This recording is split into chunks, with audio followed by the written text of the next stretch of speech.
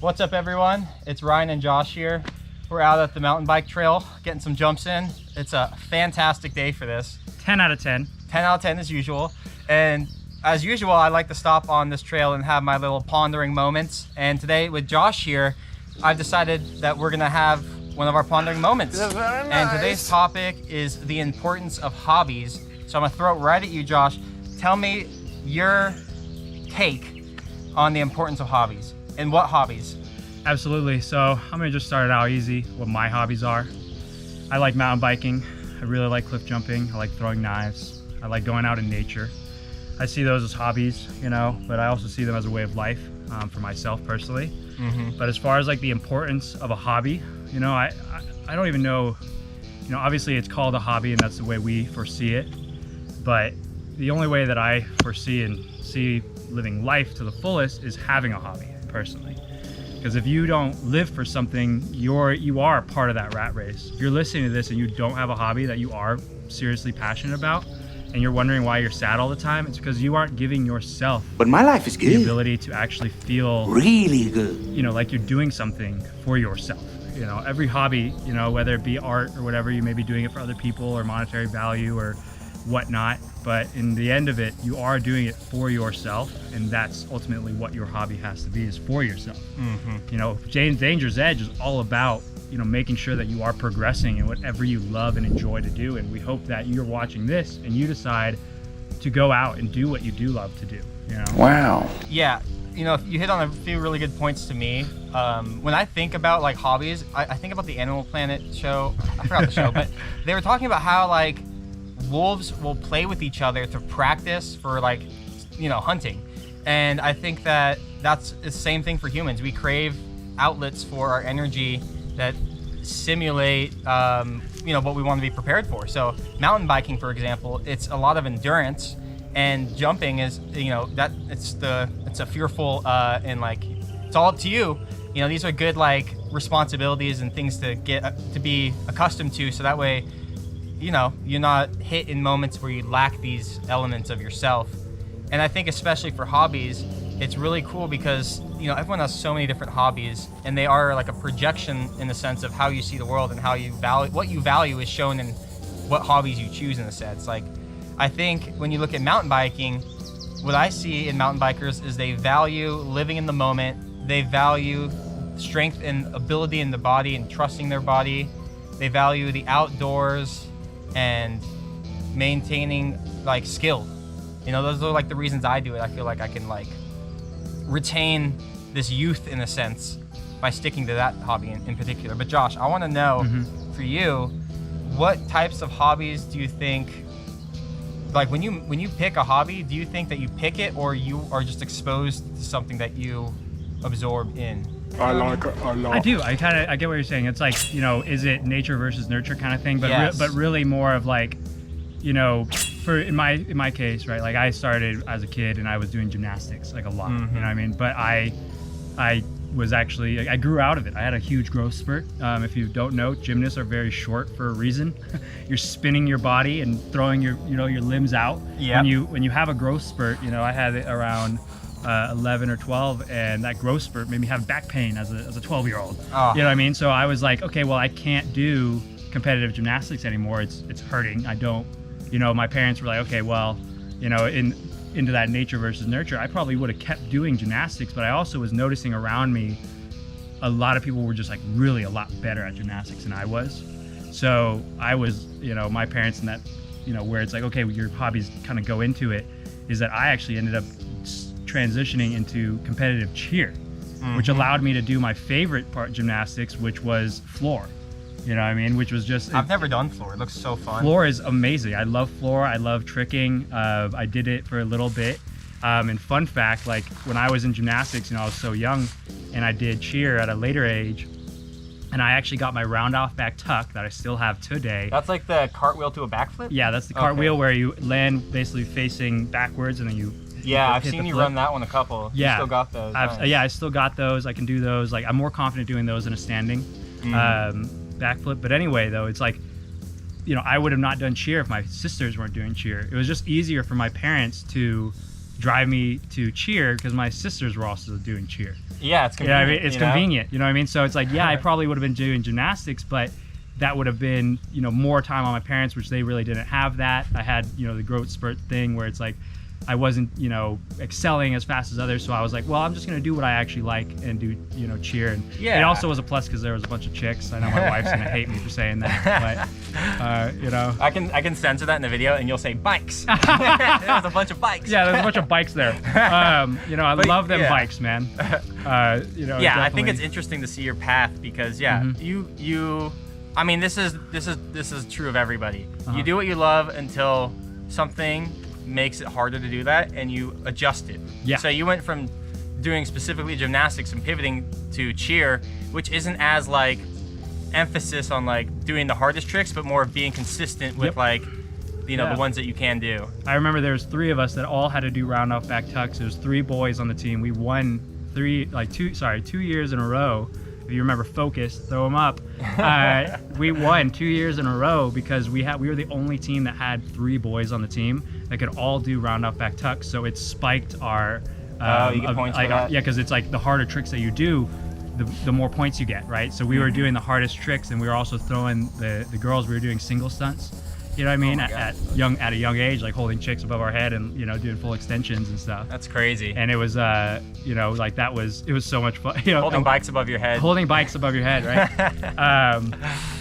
But yeah, so to transition off of that though, it's like then I went into biking. I went into. So how'd you BMXing. get into biking? Was that like the middle school era? Yeah, middle school area. 7th and 8th grade. Well, actually 5th, 6th, and 7th, I guess. I was not at home. During those times, I was biking majority of the time. I had a good friend, Max. Shout out, Max. He got me into it because he moved from Michigan or whatever. We became really tight. Did you start with like BMX? BMX, that's what I thought. Because especially at Kennedy, so many people were hit with like the skateboard BMX wave. Yeah.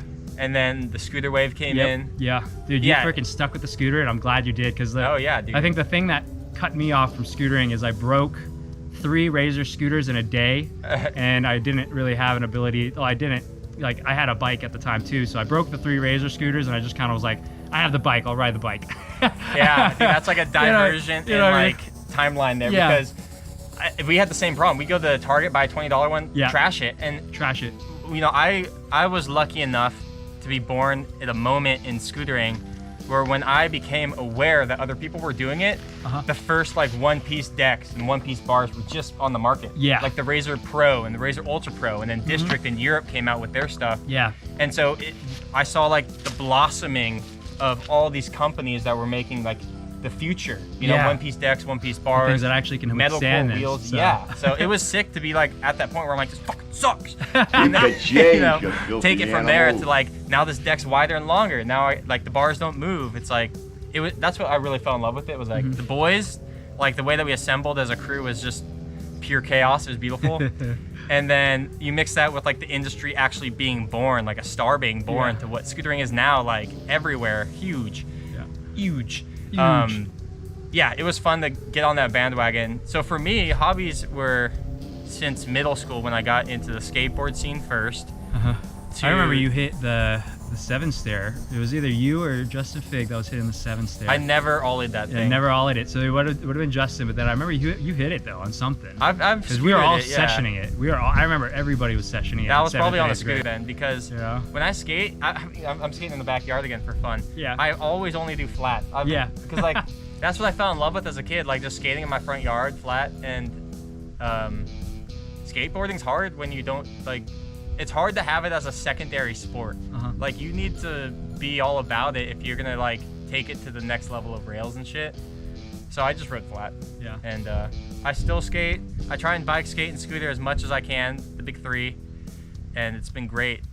So I'm a guy of many hobbies. I like card games. I like wheeled things, knife throwing, editing videos. Video games, of course, like all these things. And I feel like there is a point where you can't overindulge in hobbies. I feel like I went to a point where, thankfully I grew up in a household where I had a lot of leisure time. And because of that, I could pursue hobbies like 4 different ones a day. Like, oh, that was fun at the skate park. I'm going to go mountain bike, And so with that, I feel like I almost lost a certain level of social, like mental status quo, because I wasn't living the same way as my coworkers who literally just worked, went shopping, and slept. That was like their whole routine. If your hobby is sleeping, newsflash, hashtag not a hobby. Hashtag hibernating. Yeah, hashtag hibernating, not a hobby. The other H. Okay? Yeah. But let me know, hit you with one more question, it, dude, and then hit we'll cap this because I like Yeah. to keep them short-ish. and, you know, What hobbies do you see yourself doing at 50? oh, absolutely mountain biking. Absolutely. If there's one hobby that I'm going to keep, it's well, actually, super fun fact, I guess. I definitely foresee myself mountain biking and going skydiving significantly more. Like, as I progress older, skydiving is not, for everybody that doesn't know, skydiving is like 99% just jumping out of the plane, and then 1% skill. Because skydiving, you're jumping out of the plane, everybody's falling. At the end of the day, everybody's falling. So, there is obviously skill to it, but once you're falling, you're skydiving. You're doing it. You're already doing it. There's no brakes. There's no brakes. It's your body is the brake. And I see myself definitely at 50, kind of just making that transition to skydiving, biking, knife throwing, of course. Knife throwing, absolutely. Are you looking what I mean? forward to any new hobbies that you're saving in your back pocket? Because I have a few. That's a great question. And if it comes to me, I want to hear yours. Okay. Because I don't have any off the top of my head. So- Because I feel like I have a lot that I just want to progress in so far. Yeah. Like the only thing I want to do is focus on the biking to get better. And like I'm already better. I'm the best at mountain biking that I've ever been in my life today. But knocked on wood. You know what I mean? Hell like, yeah. Like I only intend to get better. Like, and if you're progressing in a hobby, that's what the hobby's about.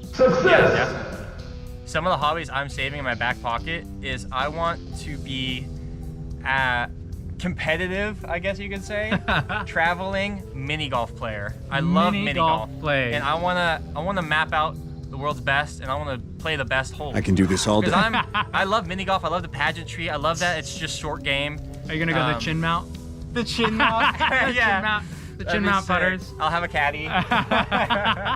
So that's fun. Give me the banana one. I Yeah. saw a banana putter. Yeah. I'm still mad that I didn't buy it. Oh, it's like a banana at the It bottom. literally was a banana at the bottom. I That's was like, the thing man. about mini golf, dude. Like, you could Happy Yeah. Gilmore and use anything. A hockey stick, you Yeah. know? You could use a pool Yeah. thing. Boop, boop.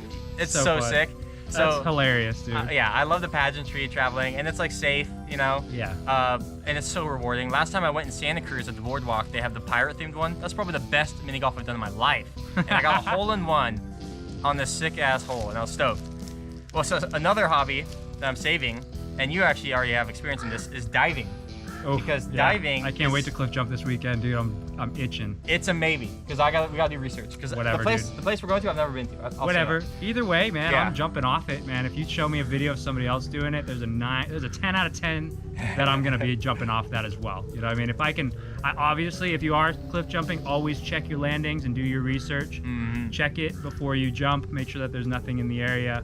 At least 3 pulls is what I always call. Is if you can go 3, Oh, underwater. 1, 2, 3, and you don't touch the bottom. If you can touch the bottom at the 3rd, then you're good. But most of the time, if you can go 3 and you don't feel the bottom, it's guaranteed to be at least 17 feet minimum.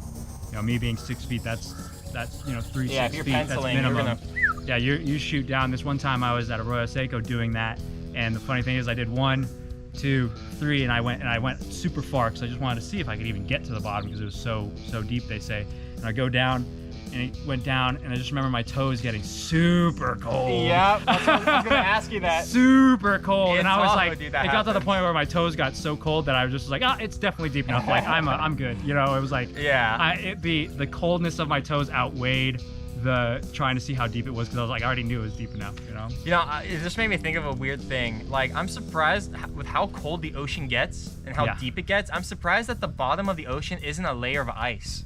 Well, the thing It's is salt that water, it gets right? yeah, That's it's the why? saltwater higher thing, and then also you're looking at like an insulating factor. You know what I mean? Like it gets to the point where the water doesn't get any colder. You know what I mean? Like you do get ice, obviously. Yeah. But without those are like Antarctica and those areas like that where it's like, you get to a point where it's like super cold, and then you get the points where it's right next to lava and it's like 110 degrees down there. Yeah. You know what I mean? Like it's The super underwater random. magma Yeah. outlets, whatever. The belts or whatever you call it. Well, anyways, we're gonna cut it off here. This is probably a longer one than usual, but we're gonna record some more stuff and just have a bank of just some boyhood for you guys for Dangerous Edge, because we've been a lot of stunts and not a lot of talking. And now that Josh is here, we have the rare occasion where we don't have to do a setup of crazy webcams to get these handsome faces in 4K. So we're gonna catch you guys in the next one. That was all we had about hobbies for right now. Maybe just part 1. And yeah, we're gonna go do some jumps. See ya. Yeah, peace out. If you have a comment, comment whatever you want to hear us talk about next. You know, if you're seeing this, we love you. Hashtag He loves subscribe. you. I don't know you. Well, you know, we'll see. you make my day when you hit that like button. All right, you make every single second worth it. And see you in the next one. Bye.